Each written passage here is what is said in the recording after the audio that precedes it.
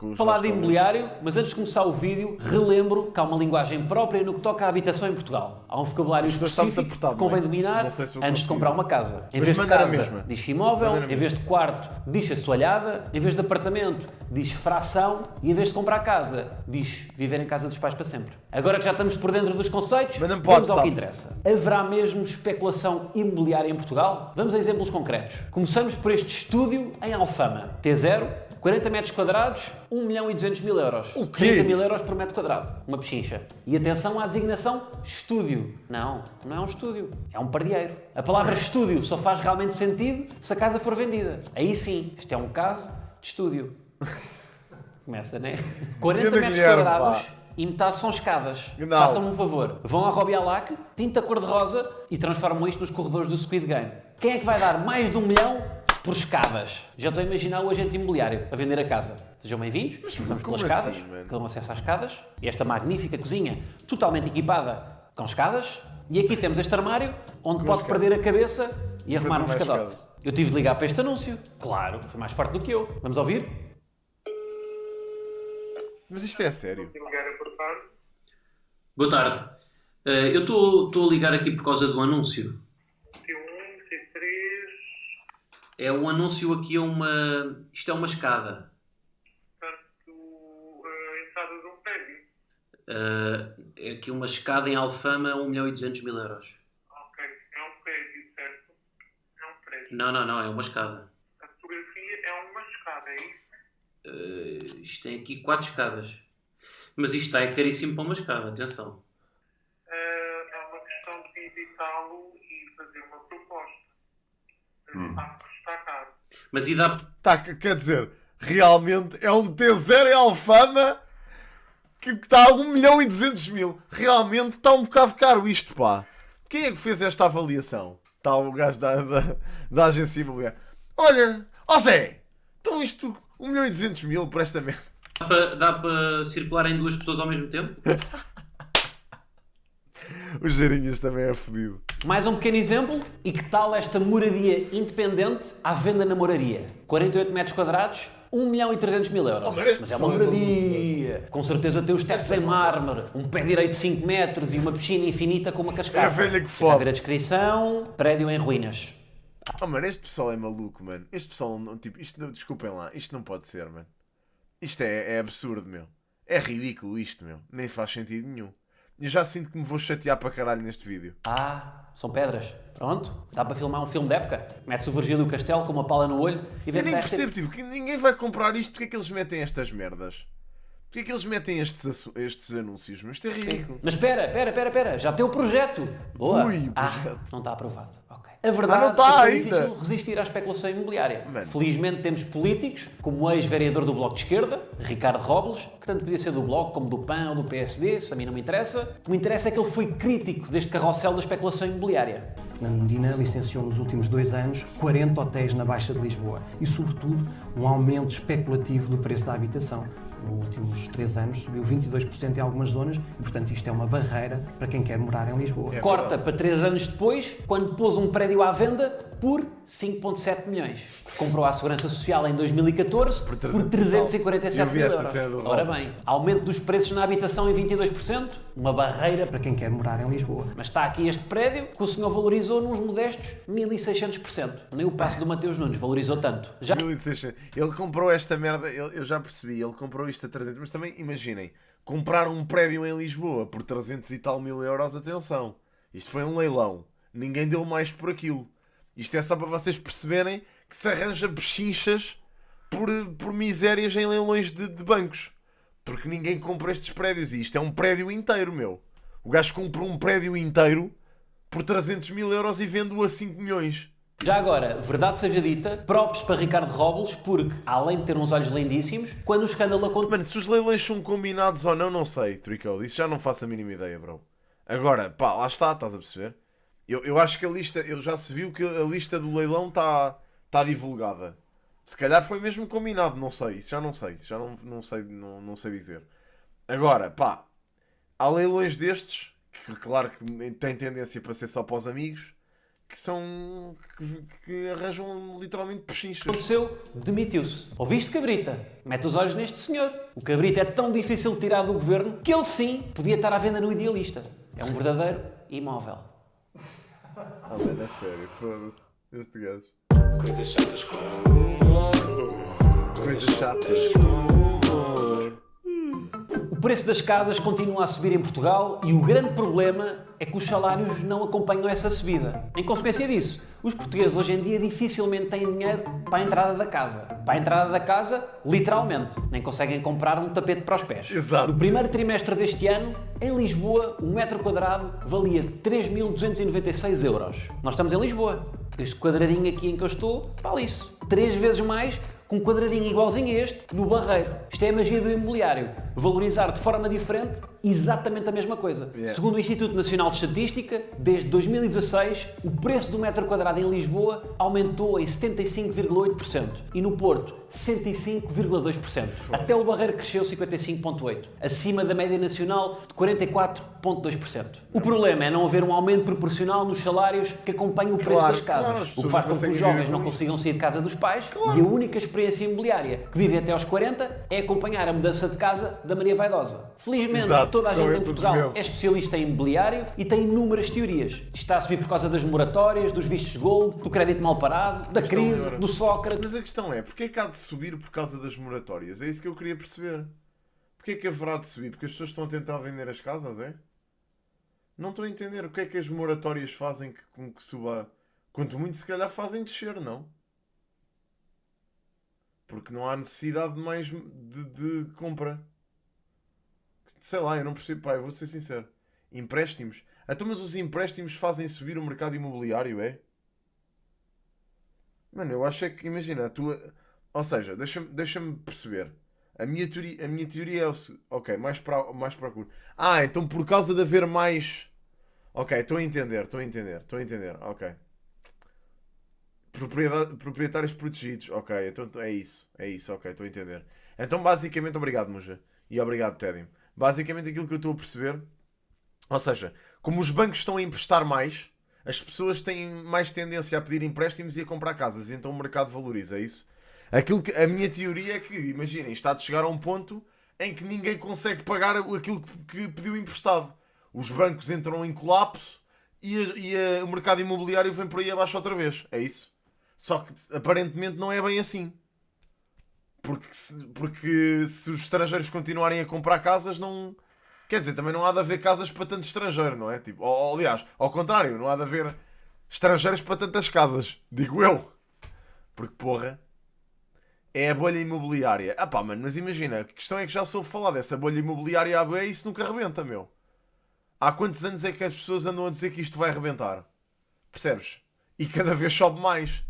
É absurdo. Da mudança do apresentador do Querido Mudei a Casa, no meio de tantas teorias, esquecemos do que realmente afeta o mercado imobiliário. Especuladores A quantidade imobiliários de têm pessoas ido a manter isto viver assim. e a movimentar-se num determinado sítio. Os últimos censos dizem-nos que cerca de 50% da população se concentra em apenas 10% dos concelhos em Portugal. Dos 10 concelhos com mais gente, 9 são nas áreas metropolitanas de Lisboa e Porto. Precisamente onde o preço por metro quadrado é mais mais alto. caro. Mais gente, mais pressão no imobiliário. Claro. Querem a contraprova? Porto Alegre é a capital distrito portuguesa com menos gente e com o valor por metro quadrado mais baixo. Yeah. Nós gostamos é de estar ao molho. Vejam o mercado imobiliário como um concerto dos Arctic Monkeys no Alive. À medida que nos vamos aproximando do palco, a plateia vai estando cada vez mais à pinha, porque as pessoas verdade. querem estar perto da banda e beber uma gota de suor do Alex Turner, da mesma forma que as pessoas querem estar mais perto de Lisboa e do Porto, mesmo que tenham menos espaço para viver. À medida que nos Não, vamos... Teddy, desculpem estar a parar o vídeo do Guilherme, mas eu acredito, mano, então ouve lá, mano.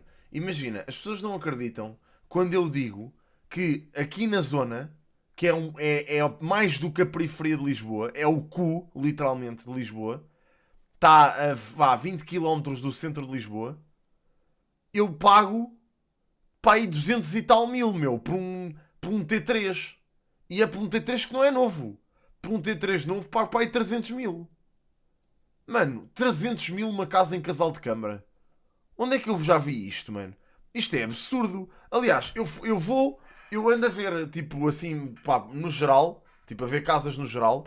Mano, eu vejo casas, tipo, eu começo a ver as casas e começo a ver, ok, 200 e tal mil, ok, 200 e tal mil. Depois vejo uma a 100 e poucos mil, eu assim, 120 mil. T3. Eu assim, não pode. Abro, é no bairro. E eu tipo, foda-se. Fecho. Puto. Mano, é estúpido, mano. 200 mil não é muito para um T3. Mano, como assim não é muito? 280 mil para um T3 em casal de câmara? Não é muito?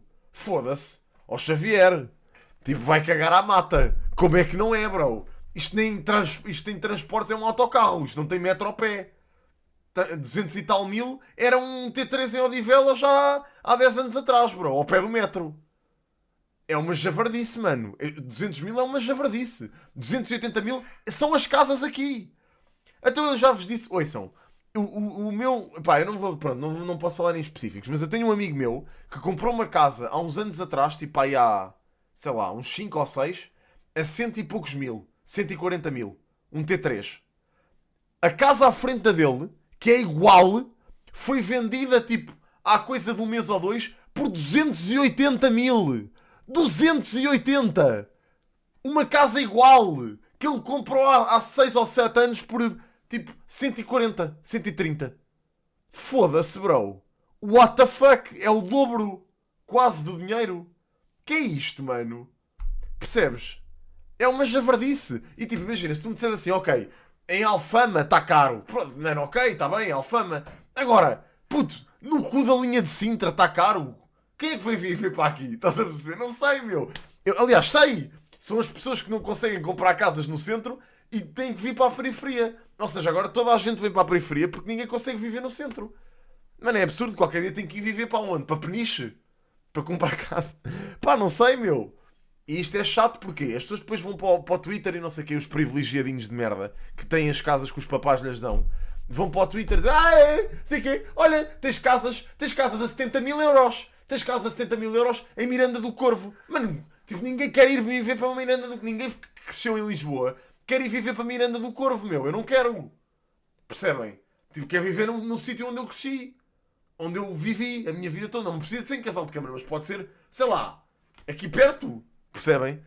Não me apetece estar aí para o caralho mais velho. Tipo, ficar longe dos meus amigos, da minha família, toda a gente. De um trabalho que eu tenho, que envolve eventos e etc. Percebem? É estúpido. Pá, e o pessoal, vejo bué da gente a falar sobre isto e a mandar estas papaias do tens casas mais baratas, vai viver para Porto Alegre.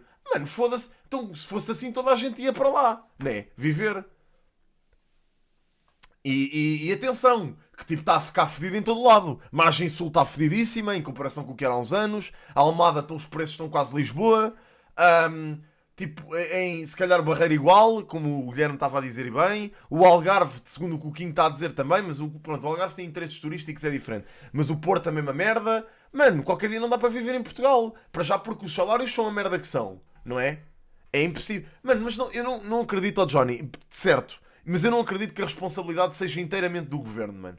Não, acho que não é inteiramente do governo. Pá, está tudo certo, é verdade, os salários são uma merda, cada vez temos mais impostos, o custo de vida é absurdo em relação àquilo que tu ganhas. É verdade, é verdade. Parece que estamos na Venezuela. É uma realidade. Agora, man, também não é só culpa do governo, meu. Isto não pode ser só culpa do governo. Isto lá está, se calhar é especulação imobiliária. É a malta que anda aqui a brincar connosco. Pronto.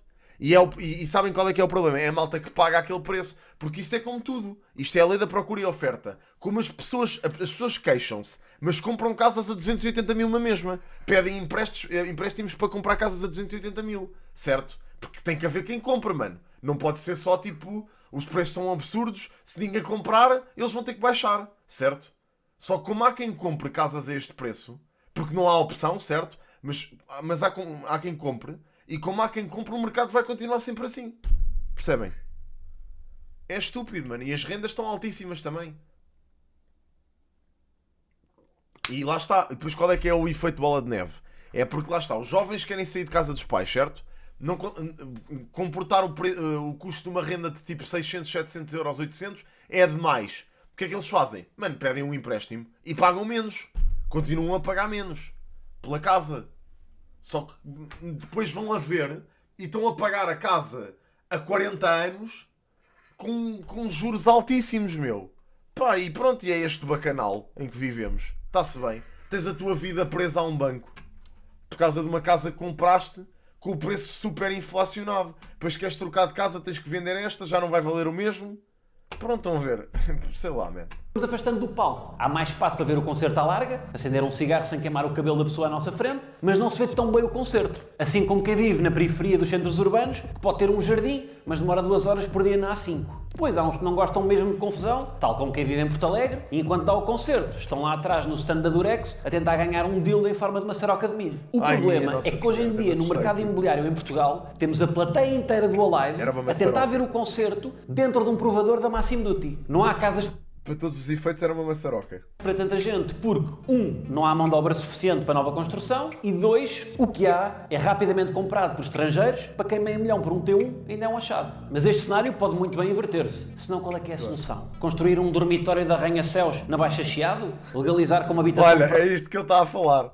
A cena das habitações públicas, é isto que o Guilherme está a falar. própria e permanente, uma tenda da Quechua? Iniciamos uma guerra civil para diminuir a população? Liberais do Twitter contra socialistas do Twitter? Pessoas que metem ketchup na borda do prato contra pessoas que metem em cima das batatas? Pessoas que não comem queijo. Quem não desiste e ainda assim quer mesmo comprar uma casa, está aqui este vídeo. O primeiro passo e o mais fácil para comprar casa é procurá-la. Há vários sites para o fazer, como o Idealista, o Imo Virtual, casa.sap.pt, o próprio site das agências imobiliárias. Mano, um gajo vai ver o Idealista, tipo, acaba a chorar, meu.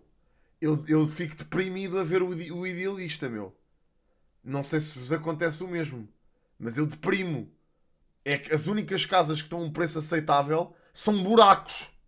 São buracos. Pá, e depois sabem de que é que eu padeço? Qual é o mal de que eu padeço? É que eu estou numa casa que é um T1, é pequeno, mas é uma casa fixe. Tipo, é uma casa nova, é uma casa que tem tudo elétrico, é uma casa que tipo, é soalho flutuante, não é? Agora, digam lá ao Txi, que está num T1 a pagar 475 euros por mês para ir para um buraco viver. Tipo, não vou, mano, claro que não, né? É estúpido. É passar de cavalo para burro. Também não vou comprar casa para passar por uma casa pior, certo? Não faz sentido. Portanto, é isso, é uma parvoíce. E a cena é esta, pronto, e ainda nem vimos nem metade do vídeo do Guilherme. Olhar Temos para a novos janela talentos dos daqui a prédios bocado. e ver se alguma tem uma placa com o número de telefone. Uma boa dica é falar com a agência local onde estão à procura e travar amizade com o agente imobiliário que vos há de enviar por e-mail as casas antes delas irem para o mercado. Lembrem-se que a casa perfeita não existe. Depois de encontrar aquela de que gostam, convém ir visitá-la, para não terem surpresas. Se uma moradia em Alvalade está à venda por 200 mil pau, é melhor ir visitá-la, para ter certeza que não vão ser vizinhos da casa dos youtubers e ter de levar com o Tiagovski 24 horas por dia a saltar do telhado para a piscina vestido de M&M. O segundo passo, e muito importante, é a visita. As agências imobiliárias cobram de comissão ao proprietário entre 3% a 5% do valor da casa. A parte mais importante da visita é a gestão de expectativas com o agente imobiliário. Mesmo que estejam a adorar a casa e a imaginar-se já a fazer amor em todas as divisões, missionário no quarto e carrinho de mão em cima do bidé, a melhor estratégia é dizer mal, para mostrar que não estão muito apegados ao imóvel. O agente imobiliário irá sempre ver o copo meio cheio. A vossa função é vê-lo meio vazio. Se uma das divisões não tiver uma parede, preparem-se para ouvir o agente dizer que até fica melhor assim, porque lhe dá mais luz natural. Se a casa não tem um duche, maravilha, que se poupa em água. Se está um cadáver na sala, fantástico, faz muita companhia. Contrabalancem o entusiasmo do agente. Mesmo que estejam a adorar a casa, usem expressões vagas. Se poderiam aplicar a todas as casas do mundo, como por exemplo, é pena não ter mais um quarto. Mesmo que sejam um T7 e vocês sejam apenas um casal, ninguém sabe as vossas necessidades e podem muito bem querer um set assoalhadas para jogar pad e paper. O agente imobiliário, por norma, gosta sempre tanto da casa que quer para ele. E até tem um filho com a nossa idade e o nosso perfil, para quem a casa dava um jeitão, mas nem lhe vai dizer nada. Gosta mais de nós do que do próprio filho. Depois da visita, o terceiro passo é formalizar uma proposta eu nem sei por quem é que vai e-mail, na onde deve conversa estar desta malta. o valor da compra que propõe, o sinal que estão Estúpidos, dispostos a dar são estúpidos. para reservar a casa e os prazos para fazer o CPCV e a escritura. O vendedor depois há de responder à proposta e há de chegar ou não a um consenso. Havendo marcas do CPCV, o chamado contrato de promessa, compra e venda. O quarto passo é então o CPCV, um documento que salvaguarda os interesses de ambas as partes até à compra e venda do imóvel. Como o próprio nome diz, é um contrato onde há uma promessa de comprar e vender. É preciso um contrato. Porque uma coisa é fazer uma promessa de tatuar o Ruben Amorim no rabo se o Sporting for campeão. Outra é prometer que se vai comprar uma casa com pladur e tijolo, e cimento. E neste momento estou só a mostrar que sei dizer nomes de materiais. Grés porcelânico. Lá está, tem de haver um contrato, acelar essa promessa. Se eu quiser comprar, não basta dizer ao vendedor: olha, juro pela alma da minha mãe que vou comprar. E depois vejo os indicadores, dou-lhe uma canhota à escoteiro. No CPCV deve estar o nome dos envolvidos, ou seja, quem vende e quem compra, a agência, se houver, o valor da compra do imóvel, o prazo para realizar a escritura, que normalmente é 60 dias, e é nesta altura que é feito o pagamento do sinal, entre 10% e 20% do valor da casa, lá está para reservar. No contrato devem estar também as cláusulas que definem que em caso de incumprimento, o comprador perde o sinal, ou então o vendedor tem de devolver o sinal no dobro. Há várias minutas de CPCV online que podem descarregar e depois adaptar ao vosso caso. Tal e qual como o Europass do CV, vocês descarregam e depois acrescentam que são fluentes em francês, apesar de só saberem dizer croissant e vidame. Antes da assinatura do CPCV, convém pedir toda a documentação do imóvel, certificado energético, licenças de utilização, historial de hipotecas, para ter certeza que não estão a comprar uma casa que já foi a sede do CDSPP. O CPCV não é obrigatório, atenção, mas é algo que pode ser muito útil quando se quer aguentar a casa enquanto se espera pela aprovação do crédito de habitação pelo banco. Isto porque no CPCV damos a entrada e podemos ainda não ter a certeza que o banco nos empresta o dinheiro. Na verdade é como o período entre o pedido de casamento e o casamento, que até à última pode correr mal. Como acontece em todas as novelas da TVI, em que no dia do casamento, quando a noiva está no altar presta a dizer que sim, entra na igreja o caseiro da herdade da família da noiva, ensanguentado, porque teve de caçar 2 perdizes pelo caminho, a dizer que a ama profundamente e que apesar de não ter posses, a irá fazer feliz para sempre. Corta para os dois a fugir da igreja, num cavalo branco lusitano, ao som de João Pedro Paes. Se o vendedor for um grande bacana, o que é raro, pode ser que consigam incluir uma cláusula no CPCV que anula o contrato caso o banco vos rejeite o crédito de habitação. Mas lá está, isto é raro. Para se protegerem, o melhor é só avançarem para o CPCV quando tiverem a certeza que o banco vos aprovou o crédito. Claro. Depois de emitidas as cartas de aprovação, segue-se o quinto e último passo, a realização da escritura de compra e venda. Para isso será necessário comprovativo de pagamento do IMT e de imposto de selo, a licença de utilização, o certificado energético e instalar o Instagram para entrar em modo Sandra Silva e publicar uma fotografia de casal com a chave da nova casa na mão e fingir que estão felizes por se endividarem até aos 70 anos. Além do dinheiro que vão dar pela casa, têm ainda de contar com os seguintes custos na escritura. O registro da escritura, que custa 750 €, o imposto do selo sobre a transação, que é 0,8% do valor total da aquisição da casa, o imposto do selo sobre o crédito, 0,6% do valor do crédito, quantidade de selos. Isto parece um combate de MMA. As comissões bancárias, que variam de banco para banco, mas que será à volta de 800 €, e o pagamento do IMT, a sigla usada para Imposto Municipal sobre as Transmissões Onerosas de Imóveis, que resumidamente significa Imposto de Merdas com Teto. Exato. É o que vai Imposto eliminar sobre completamente, imposto sim. sobre Com imposto. tanta coisa para pagar, é muito provável que tenhas de pedir um crédito de habitação ao banco. Claro. Por isso é que este processo dói tanto. Porque no meio da azáfama destes 5 passos, em que tens de gerir relações entre comprador, vendedor e agência, ainda tens de negociar com o banco. Há várias fases durante o pedido de crédito. Primeiro, há que comparar as diferentes propostas. Todos os bancos têm no seu site um formulário onde podem inserir os dados sobre o imóvel que querem adquirir e obter uma simulação. Outra forma de obter uma simulação é ver um jogo do Neymar. Tenho que parar com as piadas de futebol. A simulação vem na forma de uma ficha, a FIN, ficha de informação normalizada europeia, e irá variar consoante o valor do imóvel, o valor da entrada e o prazo do empréstimo. Depois de serem inseridos estes valores, o simulador dá-vos uma prestação mensal que terão de pagar ao banco. Quanto mais longo for o prazo, mais baixa será a prestação. Claro. O valor está diluído no tempo, mas no final terão de pagar mais juros e encargos. Quanto maior for a entrada, menor será também a prestação mensal, pois menor será o que falta pagar. Então, e a parte mais gira? Como é que o banco decide aprovar ou não o crédito? Emprestar dinheiro é um negócio e tem de ser lucrativo. Claro. Os bancos não se metiam nisto. Por isso só vão querer emprestar a quem tem a certeza que vai pagar. Não é Exatamente. como emprestar uma camisola a um amigo. E só voltamos a ver passado 5 anos numa fotografia do Instagram desse amigo, em quem está a usar é a namorada dele. É uma questão de risco. O banco avalia o perfil da pessoa e decide o que vai emprestar e em que condições. Há 4 fatores principais para aprovar o crédito. Primeiro, o histórico do cliente. O banco quer saber se o cliente tem outros créditos e prestações, se falhou o pagamento de alguma delas, se o seu nome está na lista negra do Banco de Portugal ou se é familiar do Ricardo Salgado. Digam adeus à vossa privacidade. O banco vai descobrir todas as vossas prestações,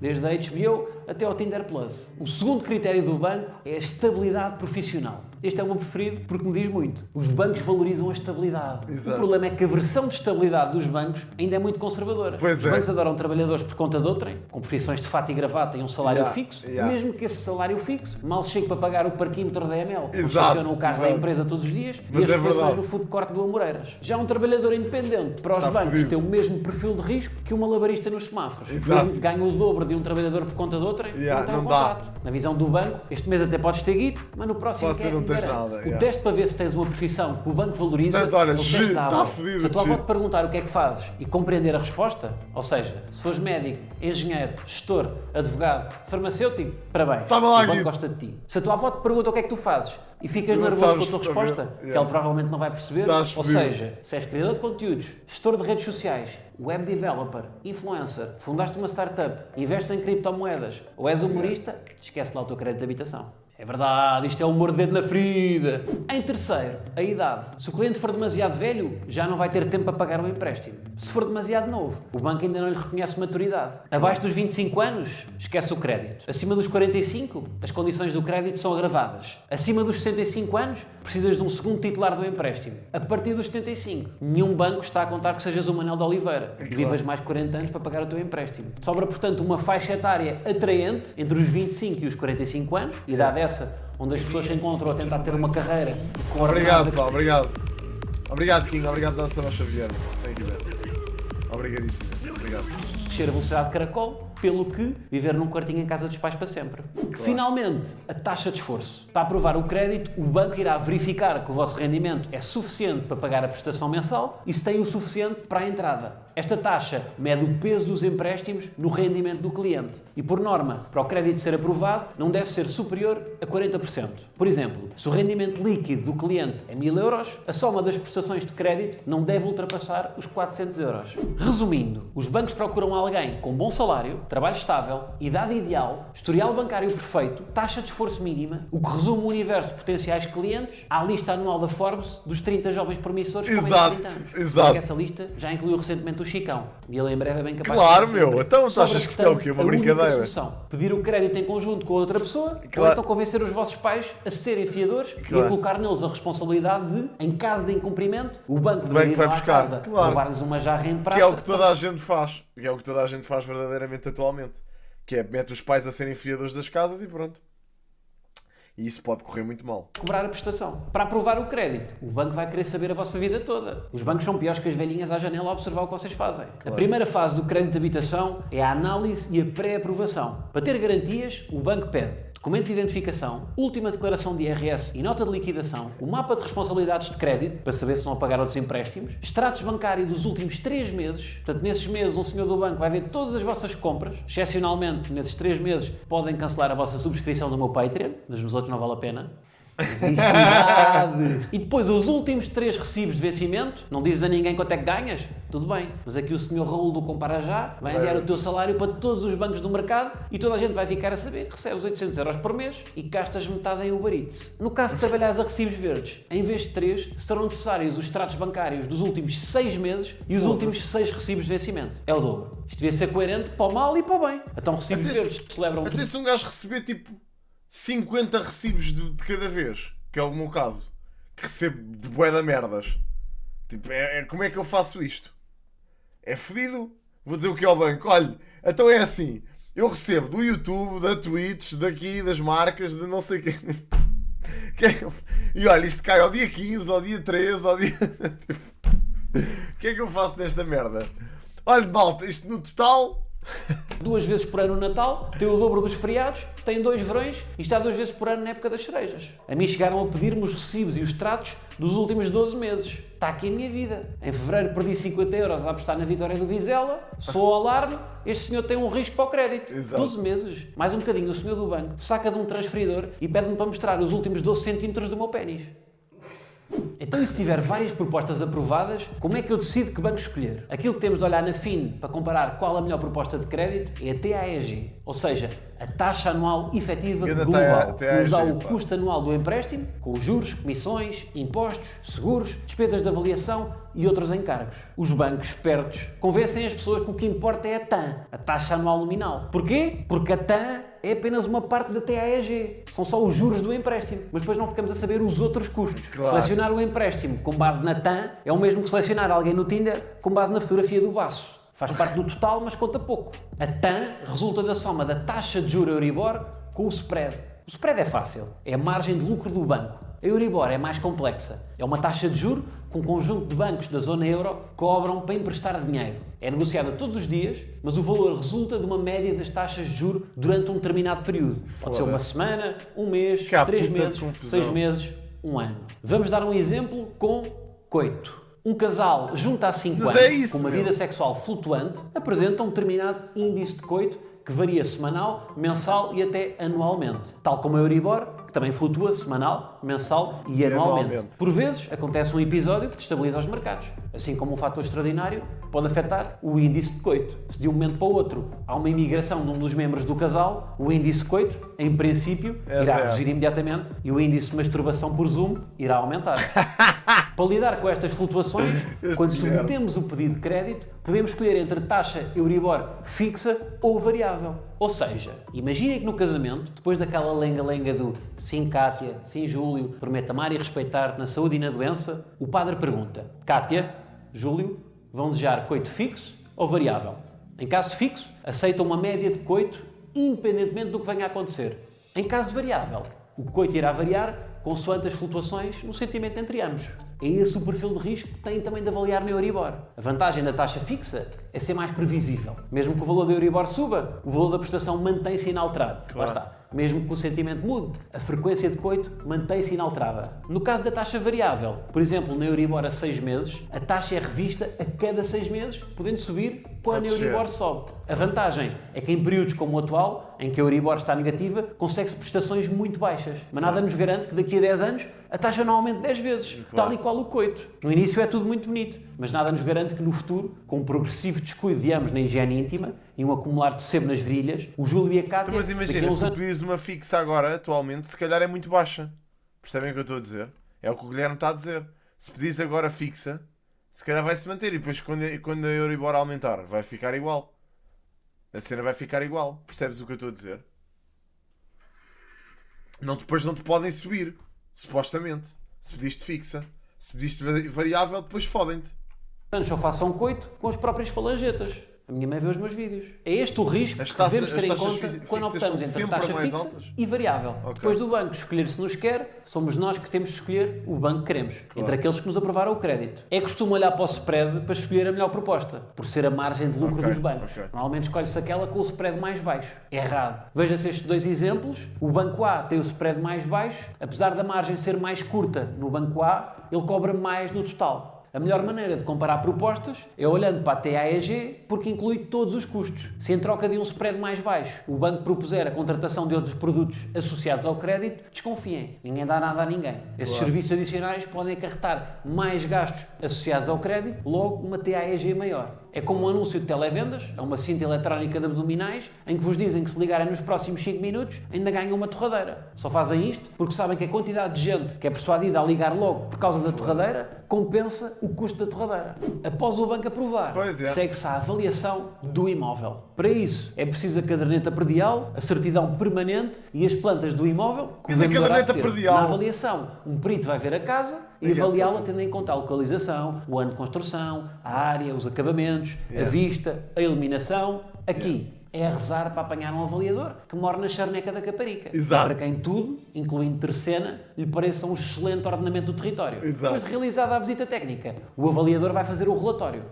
O Ricardo, quando ouve esta palavra, levanta logo a cabeça. O relatório? Ele falou do meu Diogo? É logo.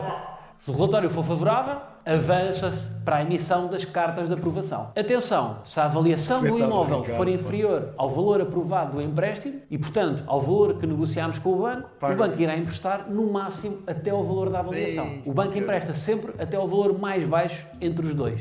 No fundo, para comprar uma casa é isto. Espero com este vídeo ter-vos incentivado na vossa missão de permanecer em casa dos pais para sempre. É o futuro. Vocês com 67 anos a levar uma descasca da vossa mãe porque deixaram a toalha molhada em cima da cama. Yeah. Já sabem, se não têm de enviar extratos bancários para conseguir um empréstimo, podem apoiar o meu trabalho no Patreon. Têm acesso ao meu podcast exclusivo no Patreon e ao making of deste vídeo, onde vou mostrar um testículo. Vamos fazer o chamado humor. Coisas chatas Mano, eu espero que ele não mostre mesmo o testículo. com humor. Coisas chatas com Isto é sempre a parte da melhores bloopers para o making of. É tu a tentar mexer nisto. É tudo. Até o próximo vídeo. coisas chatas com humor. Sandro, pá! Diz teres fome, Sandro. Coisas chatas com humor. Espetáculo, mano. Muito bom. Espetáculo, mano. Man, a cena é que imaginem, vocês sabem que o tema é complicado quando mesmo depois de verem a cena do Guilherme não percebem tudo. É fodido, pá. Esta merda de comprar casa é uma dor de cabeça do caralho. Valha-me Deus.